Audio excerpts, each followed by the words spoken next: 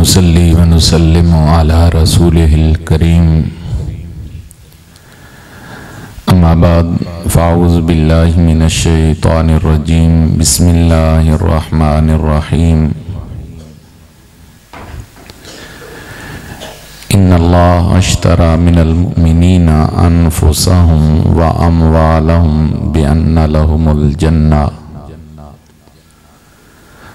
क़ाल अल्लाहु तबारक व तआला फ़ी मक़ामिन आख़र व अक़ीमुस्सलाता व आतुज़्ज़कात। सदक़ल्लाहु मौलानल अज़ीम। इन्नल्लाह व मलाइकतहु युसल्लूना अलन नबी या अय्युहल्लज़ीना आमनू सल्लु अलैहि व सल्लिमू तस्लीमा। अल्लाहुम्मा सल्लि अला सय्यिदिना व मौलाना मुहम्मदिन व अला आलि सय्यिदिना व मौलाना मुहम्मदिन व बारिक व सल्लिम व सल्लि अलैहि। अस्सलातु वस्सलामु अलैका या सय्यदी या रसूलल्लाह व अला आलिका व अस्हाबिका या रहमतल लिल आलमीन। जी कद्र मुअज़्ज़ज़ो मोहतशम बरादरान इस्लाम, माह रजबुल मुरज्जब के अंदर अहकामे ज़कात नाजिल हुए, तो उस हवाला से ज़कात रजब को अमूमन ज़कात का महीना भी कहा जाता है। तो ये दर हकीकत याद दहानी होती है। इन मसाइल पर गुफ्तगू बार बार की याद दहानी है, और यकीनन अल्लाह का कुरान कहता है कि ये याद दहानी मोमिनों को फ़ायदा देती है। फ़ज़क्किर इन्ना ज़िक्रा लतनफ़उल मोमिनीन, कि आप इन्हें बार बार याद दिलाइए। ये जो बार बार का याद दिलाना है मोमिनों को फ़ायदा देता है। तो ज़कात इस्लाम के 5 बुनियादी वो अरकान जिन पर इस्लाम की अमारत कायम है, उनमें से एक अहम तरीन रुकन और एक अहम तरीन सुतून है।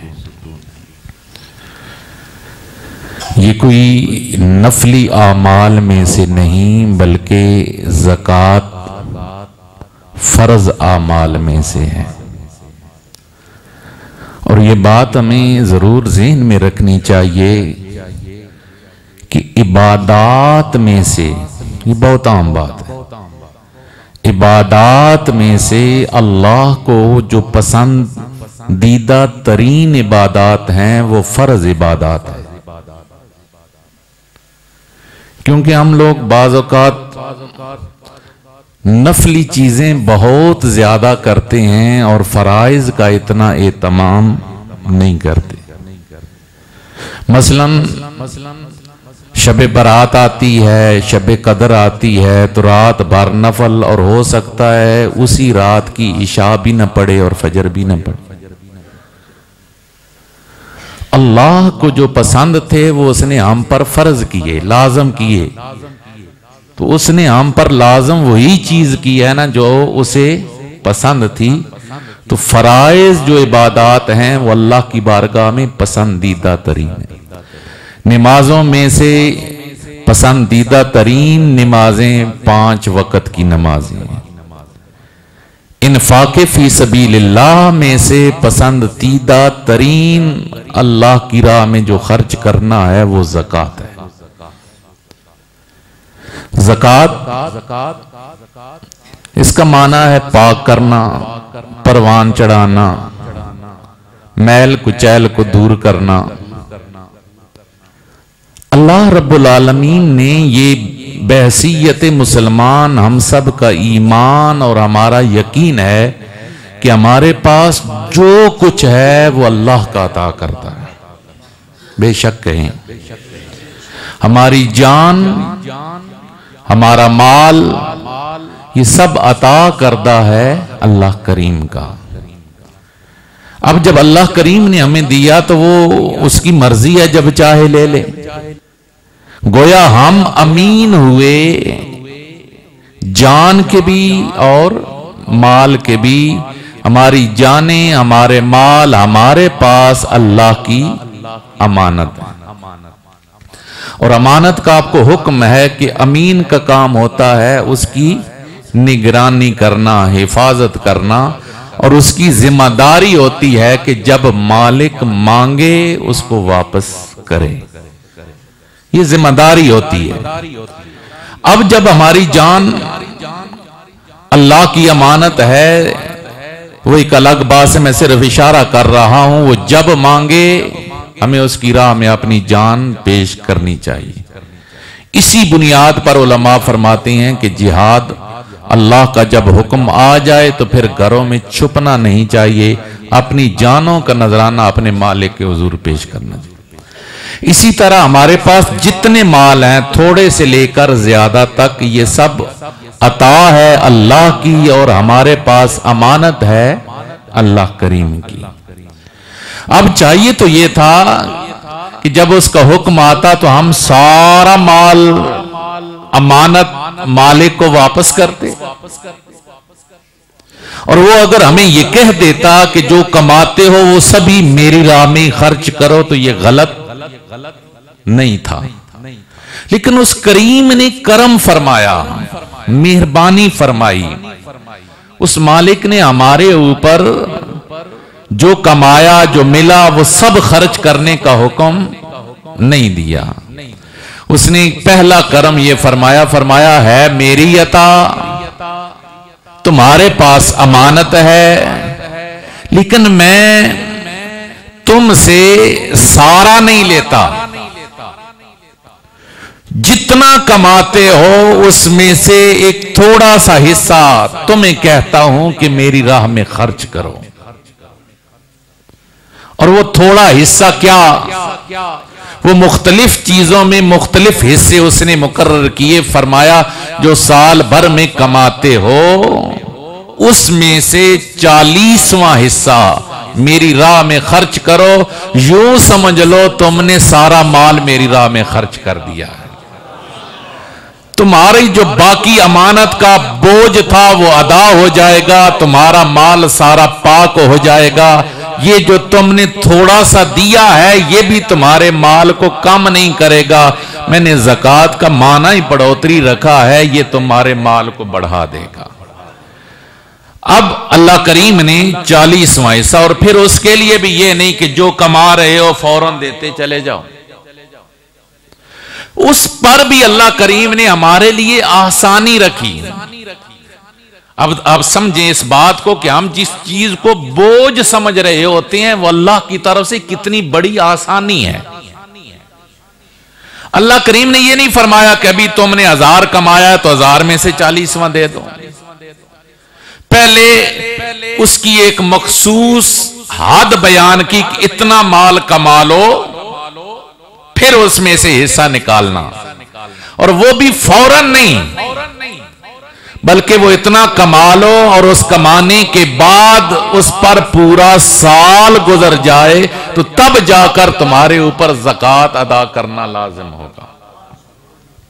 वो माल कितना है, वो मिकदार कितनी है, जरूरियात असलिया से बढ़कर खाना पीना रिहाइश, ये इंसान की जरूरियात असलिया है जो जिंदगी गुजारने की बुनियादी जरूरियात।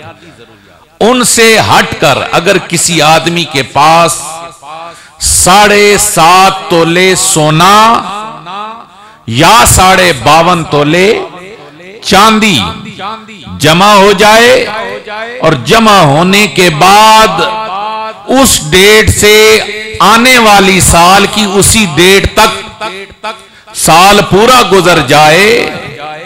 आज मसलन रजब की 17 तारीख है, 17 रजब है।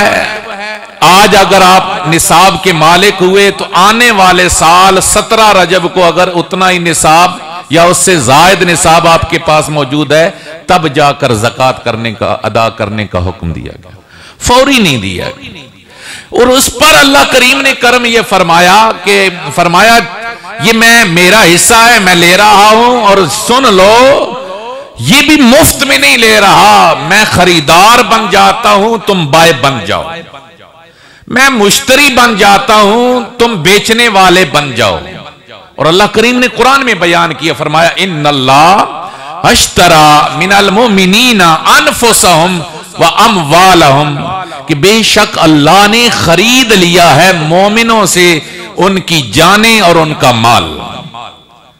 खरीदारी मुकम्मल हो चुकी है, और आपको पता है जब अकद मुकम्मल हो जाए, बै मुकम्मल हो जाए, तो खरीदने वाला मालिक हो जाता है, बेचने वाला समन का मालिक, कीमत का मालिक हो जाता है, खरीदने वाला उस मबी का मालिक हो जाता है।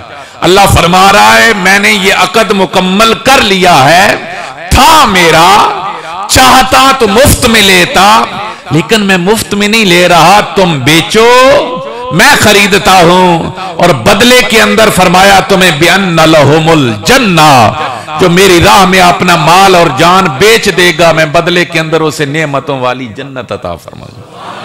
अब हमारे पास गोया जो माल हुआ ये हमारा अब नहीं रहा, ये हम बेच चुके, किसको?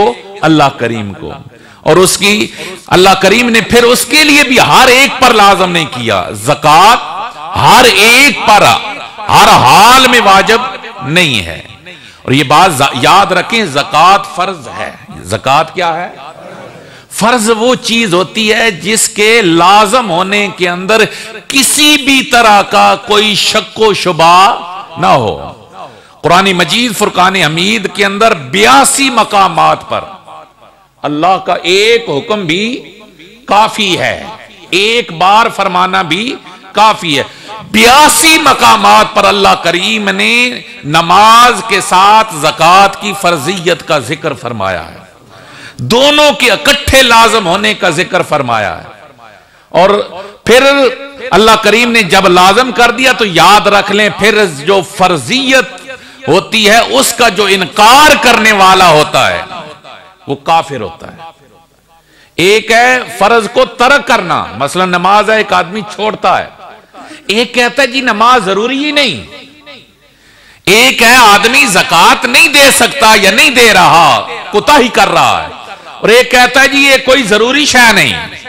जो इनकार कर रहा है या फर्ज की तहकीर कर रहा है, उसे हकीर समझ रहा है, वो दायरा इस्लाम से खारिज हो जाता है, वो काफिर हो जाता है। तो ज़कात फर्ज है, इस्लाम का बुनियादी रुकन है। ज़कात के वजूब की चंद शराइत हैं, वो सुने, मैं फिर 2-4 मसाइल अर्ज करूंगा, उसके बाद आप सवालात कर सकेंगे। ज़कात के वाजिब होने के लिए पहली शर्त यह है कि बंदा मुसलमान हो, काफिर पर डायरेक्टली ज़कात वाजिब नहीं है। ईमान लाएगा तो उसके बाद ज़कात वो जितना भी जिंदगी में खर्च करता रहे उसकी तरफ से वो ज़कात की अदायगी नहीं होगी। पहली शर्त क्या है? मुसलमान होना। दूसरी शर्त यह है कि बालिग, बच्चे पर ज़कात लाजम। बच्चा भी मालदार हो सकता है, मसलन उसे विरासत के अंदर बाप फौत हो गया तो उसे लाखों रुपया मिल गया तो वो मालदार हो सकता है, लेकिन बच्चे पर ज़कात लाजम नहीं है। तीसरी चीज है आकिल होना। मजनून बंदा, पागल बंदा, अगर उसका बैंक अकाउंट है, उसका माल है, जायदाद है, तो उस पर भी ज़कात लाजम नहीं है। फिर चौथी शर्त यह है कि साहिबे निसाब होना, और मैंने साहिबे निसाब होना पहले आपको जिक्र कर दिया कि सोना अगर असली हालत में मौजूद है तो कितना? 7.5 तोले, चांदी है तो 52.5 तोले, और अगर दोनों हैं, थोड़ी सोना है थोड़ा चांदी है, तो फिर आप सोने को चांदी के साथ मिलाएंगे। जो चांदी अगर वो सोना मसलन 2.5 तोले 10 तोले चांदी मौजूद है तो सूरत के अंदर आप सोने की कीमत नहीं बनाएंगे, आप चांदी की कीमत बनाएंगे, क्योंकि उसके अंदर फुकरा का फायदा है। दूसरा माना उलमा ने यह बयान किया कि न सोना है ना ही चांदी है, पैसे मौजूद हैं, तो फिर आपने किस चीज की कीमत लगानी है? उलमा फरमाते हैं चूंकि जब दोनों चीजें मौजूद ना हो तो उस सूरत के अंदर जो पैसे मौजूद हों उनमें आप चांदी की कीमत लगाएंगे। और इस वक्त जो आज की डेट के अंदर जो हमारे मुल्क के अंदर रेट चल रहा है वो तकरीबन 2200 रुपया फी तोला है। वो तकरीबन 1,15,000 के करीब मालियत बनती है। यानी जो आदमी 1,15,000 का मालिक हो गया और उस पर उसका पूरा साल गुजर गया तो उस पर क्या होगी, ज़कात अदा करना लाजम और फर्ज हो जाएगी। फिर वो जो माल है वो कर्ज की अदायगी के बाद बचता हो। ये मसला समझ लें कि एक आदमी ने 80,000 रुपया कर्ज देना है, उसके पास 1.5 लाख रुपया मौजूद है, तो अब 80,000 निकालेगा तो पीछे 70,000 रुपया बचेगा, तो वो साहिब निसाब नहीं बनता। कर्ज की जो उसने किसी का कर्ज देना है वो अपने कुल माल में से निकालेगा और जो किसी से कर्ज लेना है वो अपने माल के अंदर जमा करेगा। ये ज्यादातर मामला दुकानदारों के साथ भी हो सकता है और आम लोगों के साथ भी हो सकता है। कुछ अदायगियां करनी होती हैं और कुछ वसूलियां करनी होती हैं, लोगों से पैसे लेने होते हैं। जो लेने हैं उनको आप जमा करें अपने माल के अंदर और जो किसी को देने हैं उसको उनमें से मिन्हा करें और मिन्हा करने के बाद अगर आप साहिब निसाब बनते हैं तो उसके बाद जो है वो अदायगी जो है वो लाजम होगी। ये चंद एक उसकी बुनियादी शराइत हैं। दुकानदार हजरात जो हैं वो दुकान की जो असली कीमत बनती है उसको माले ज़कात में शामिल नहीं करेंगे। मसलन आप बाजार के अंदर एक एक दुकान 2-2 करोड़ की है, वो ज़कात के अंदर शामिल नहीं होगी। जो ठिया होता है रोजगार का, फैक्ट्री है, फैक्ट्री की असल कीमत नहीं शामिल होगी। दुकान है, दुकान की असल कीमत शामिल नहीं होगी। मकान है, किराए पर दिया हुआ है तो मकान की असल कीमत शामिल नहीं होगी। जो उसकी आमदनी होगी वो आमदनी जो है अगर वो पड़ी रहती है और दूसरे माल के साथ शामिल हो जाती है तो उसकी ज़कात अदा करना लाजम होगी। इसी तरह जो आपकी जरूरत की सवारियां हैं, सवारियां 2 तरह की, एक है आपने निजी जरूरत के लिए रखी हुई है, कार रखी हुई है, मोटरसाइकिल रखा हुआ है या दीगर कोई चीज रखी हुई है। दूसरी है आपने उसको किराए के लिए रखा हुआ है। अगर आपने जाती जरूरत के लिए रखी हुई है तो फिर तो उस पर सिरे से ही ज़कात नहीं है। अगर आपने उसको किराए के लिए कार या गाड़ी वगैरह को रखा हुआ है तो फिर उसकी जो आमदन होगी, आमदन पर ज़कात होगी, असल गाड़ी पर ज़कात नहीं होगी। मसलन 30 लाख की गाड़ी है, 40 लाख की गाड़ी है, तो अगर आप किराए पर दिए है तो साल में जो उसकी आमदन हासिल होगी, इसी तरीके से ट्रैक्टर वगैरह या दीगर जो कंपनियां अपनी गाड़ियां चलाती हैं तो उनकी आमदन पर ज़कात होगी, उनकी असल मालियत पर ज़कात नहीं होगी।